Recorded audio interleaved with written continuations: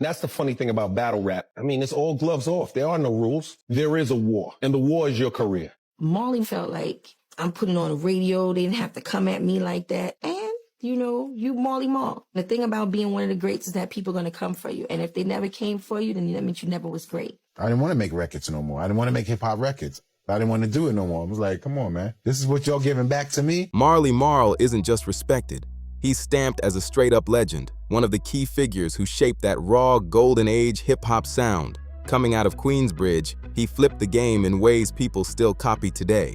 But behind all that greatness, there's a story that hits way darker and way more complicated than most expect. This wasn't just about beats and records. It turned into a 30-year battle on multiple fronts. A fight for his name during the Bridge Wars, a fight for his money with Cold Chillin' Records, and a fight for his creativity in the middle of the sampling chaos. I think that the top of our family tree is Marley Marl. For everybody who puts a sample in a beat machine, whether it's drums or whatnot, and move that sample around on pads, that is 100% Marley Marl. Everything goes to him for that. Now, outside of that, once it leaves Marley Marl, then it goes out in tentacles, right? And in all these battles, nobody walked away spotless, not even close. So let's get into the money side first, because that's where things really spiral out of control after years of tension and silence.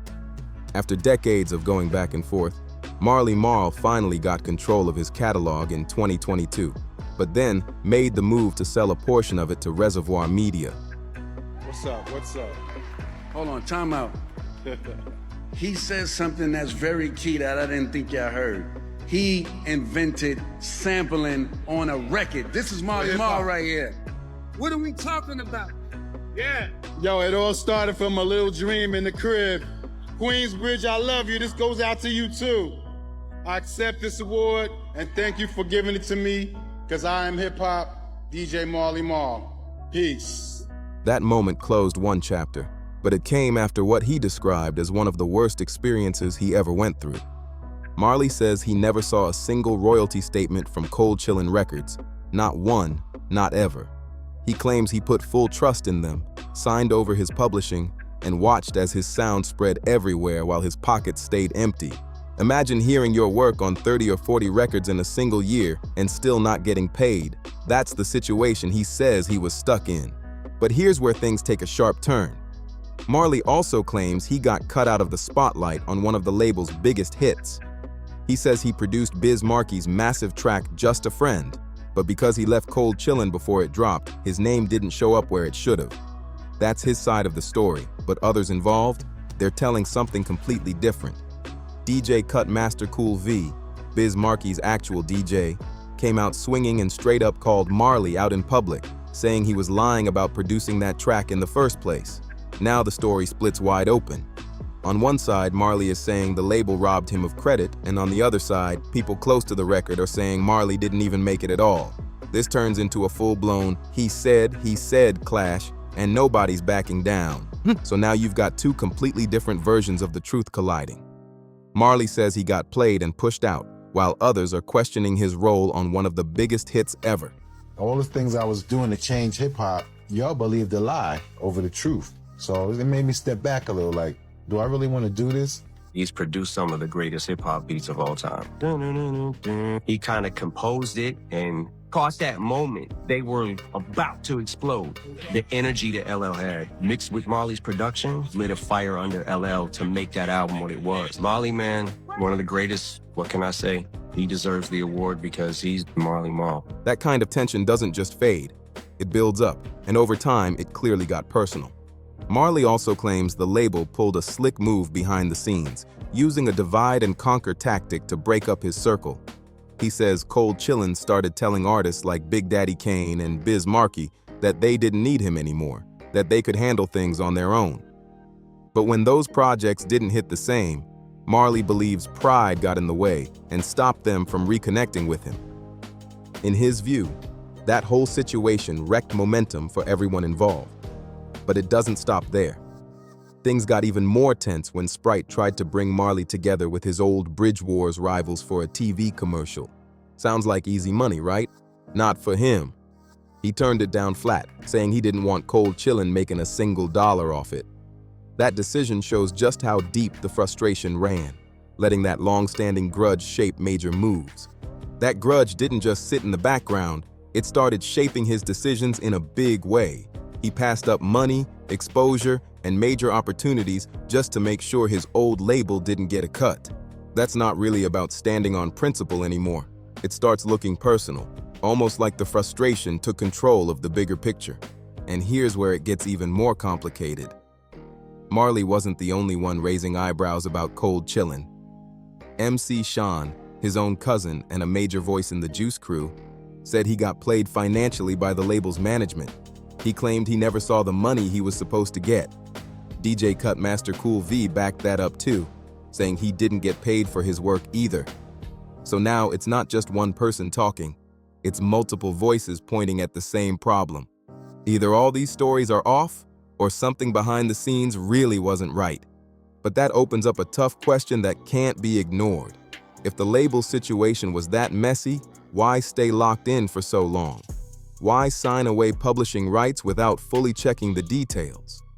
When it came time for me to make another record about this situation, Marley said, no, I don't want to make another record about him because it's going to make him famous. But Marley, he's already famous. Now I don't want to do another song about him, and him being my producer, it is what it is. Marley himself has said he trusted them and didn't focus on the business side like he should have. That kind of trust can cost you big in an industry like this. So while the label's actions are being questioned, Marley's own choices played a role too. He helped build Cold Chillin' Records into something legendary, no doubt about that. But at the same time, he didn't lock in the legal and financial protection he needed.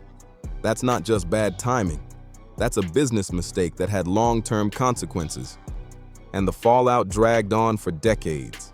When Cold Chillin' shut down in 1998, the artists didn't just get their work back. Instead, most of the catalog got picked up by a company called Land Speed Records, which later turned into Traffic Entertainment. That means Marley's masters and publishing ended up controlled by people completely outside his circle for over 20 years. He had no real say over his own creations during that time, which is wild considering how much he helped shape the sound. The only reason it's clear he finally got control is because in 2022, Reservoir Media announced they bought a stake in his catalog directly from him. And that says everything. You can't sell something unless it's truly yours. That deal confirmed Marley finally got his rights back, but it cost him 20 years of his life to get there. 2 full decades just to reclaim what he created shows how serious the situation really was. Think about that for a second. His music, his sound, his ideas, all controlled by other people the entire time. Others were making money off his innovations, making decisions about his work, while he had zero control over it. Yo, the bridge is over, got a funky beat. I like it. You know, if they wasn't talking about me, I would be hooking it up. But they're coming into the business with the wrong ambition. They don't know nothing about the business. And this goes out to Boogie Down, Red Alert, all other DJs that want to try to diss me. I'm going to be in radio for a while, and you will never know when I be your boss. That's the real cost of not locking things down early. The impact doesn't just fade, it stretches out for years and changes everything. Now shift to the creative side, because this is where things get just as intense. Marley was a true pioneer when it came to sampling. Everybody knows his signature move, pulling that iconic drum break from Impeach the President and flipping it into something new. That sound didn't just pop, it defined a whole era of hip-hop. But here's the part that gets uncomfortable. As groundbreaking as it was, the practice crossed legal lines. It meant using protected music without permission, without clearing rights, and without paying the original creators. That wasn't unusual back then. It was part of the culture, but it still came with risks that eventually caught up to the whole industry. And in 1991, everything hit hard. The Grand Upright case involving Biz Markie and Cold Chillin' Records changed the game overnight. The judge didn't hold back either, starting the ruling with, "Thou shalt not steal." That statement alone made it clear how the courts were viewing sampling at the time. The consequences were serious. The album got pulled from stores, and then came an even heavier move. The case was referred to the U.S. Attorney for potential criminal prosecution. Not just fines, not just settlements. Real legal pressure that shook the entire scene. That moment became a turning point. The kind of layered, multi-sample production Marley helped pioneer suddenly became almost impossible to manage. Every sample needed clearance, every sound needed approval, and the free-flowing creative process that built hip-hop got locked down overnight. And for Marley, the fallout from that shift hit even closer to home. Just 4 days after the Grand Upright decision, things got even worse. Another lawsuit came crashing in, this time from Tough City Records. They went after Marley for using that same Impeach the President drum break in LL Cool J's tracks Around the Way Girl and 6 Minutes of Pleasure. The case eventually got settled, but the message was loud and clear. His signature sound had officially turned into a legal risk. Think about that shift. The very thing that made him stand out, the sound that defined an era, now came with a target on it. Every time he used it, there was a chance someone would come knocking with a lawsuit. So what happens next? After the courts basically branded his label with that "thou shalt not steal" energy, and after getting sued over his own style, Marley flipped the script. In 2001, he filed a lawsuit against Snoop Dogg for copyright infringement. He claimed Snoop's track Ghetto Symphony took from his classic The Symphony. And this is where it gets wild. The same figure known for building a career off sampling without clearance was now taking legal action against someone else for doing something similar. The twist didn't go unnoticed either. Snoop's legal team came ready. Their argument hit hard. They said Marley's case shouldn't even stand because the symphony itself included an uncleared sample from Otis Redding's Hard to Handle. In simple terms, they argued the foundation of Marley's claim was already complicated by earlier sampling choices. There's even a legal concept tied to this kind of situation, often called unclean hands, where a claim can get challenged if similar conduct is involved. Still, the case didn't just disappear. The judge allowed it to move forward on a technical point, saying Marley's added creative elements could still be protected, even if the original sample situation was messy. But the contradiction at the center of all this, it's impossible to ignore. Marley spent years shaping his sound by building on existing records, and now he was in court fighting over those same creative boundaries. He built his sound by taking pieces of existing records without permission. Then the law stepped in and called that theft. And after that, he turned around and used those same legal rules to go after someone else. That twist alone says everything about how complicated this situation got. The ruling in the Snoop Dogg case actually set a serious precedent. It made it clear that even if a track includes an unauthorized sample, that doesn't automatically strip away all copyright protection. The new creative parts added to the song can still belong to the person who made them. That's a huge deal. But look at what that meant for Marley. He ended up benefiting from a system that criticized the very foundation of how he built his career. He was able to create using borrowed sounds in the early days, then later rely on the law to protect his own additions from being used by others. That's a complicated position to stand in, no matter how you look at it. Now shift into reputation, because this is where things get loud. The Bridge Wars are one of the most talked about clashes in hip-hop history. Yo, Shani, we at war. And I was like, okay. I felt like, listen, chalk that up. The worst part of that record was said about me, and I'm the only girl in the crew. I bumped into Karis one at a bank. I had my son on my hips, like, hold a baby.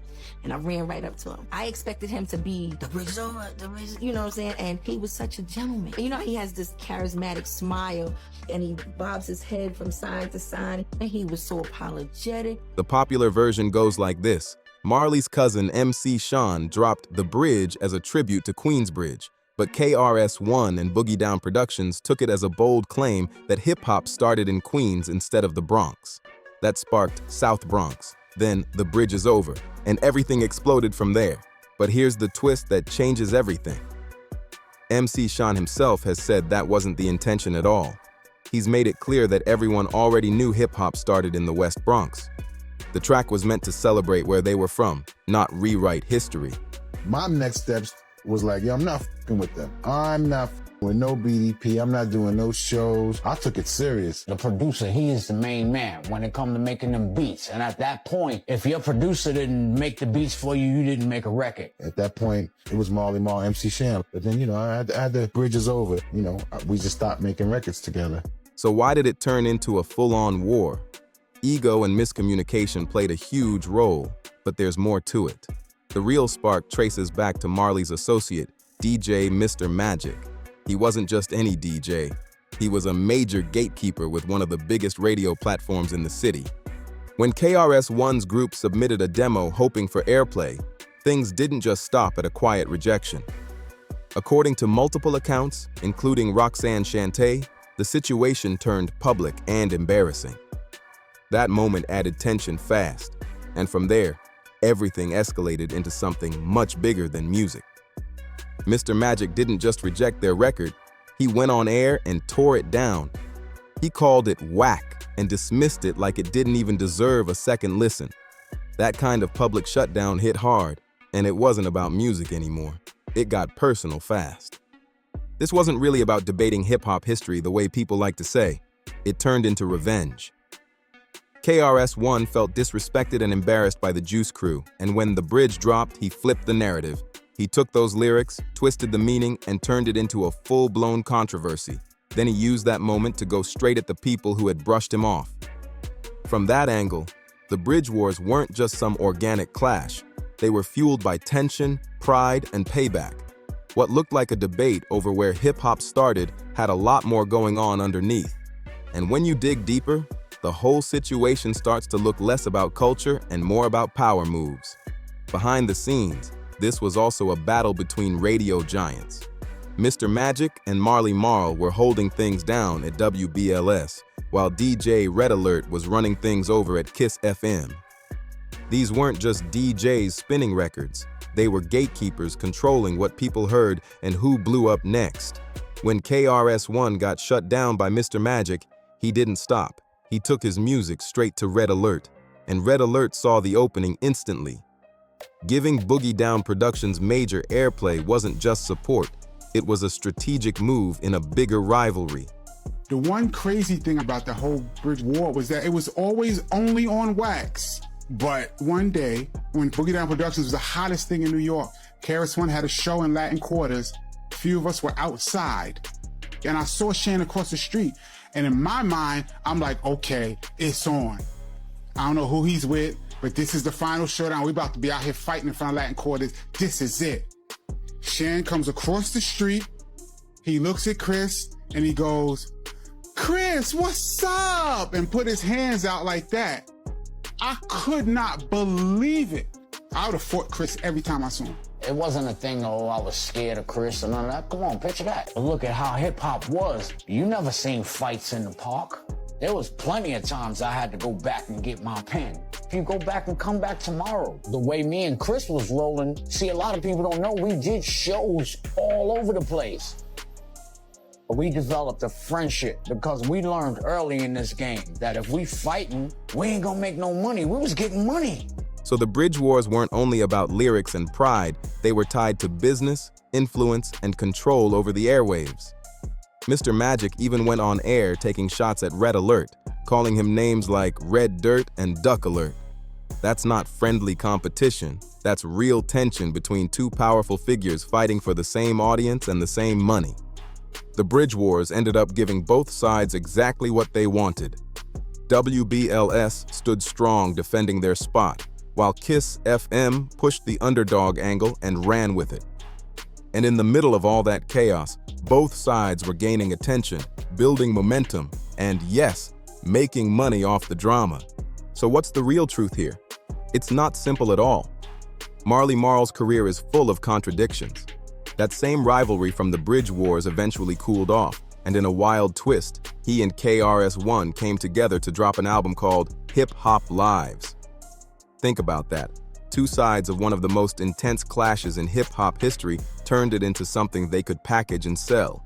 They took a battle that once felt raw and personal and turned it into something nostalgic and profitable. That says a lot about how the industry works and how time can flip even the biggest conflicts into opportunities. At the end of the day, Marley Marl's legacy isn't going anywhere. He's still recognized as a pioneer who helped shape the entire sound of a generation. Those drums, those samples, that golden age energy, it all traces back to what he built in Queensbridge. But that legacy doesn't exist without the drama attached to it. His 30-year fight for control shows just how messy, complicated, and necessary that evolution of hip-hop really was. He pushed boundaries, but he also faced the consequences of how things were done back then. He fought to protect his name, struggled to secure his money, and later leaned on the same legal system that once came down hard on him. That's not a clean story.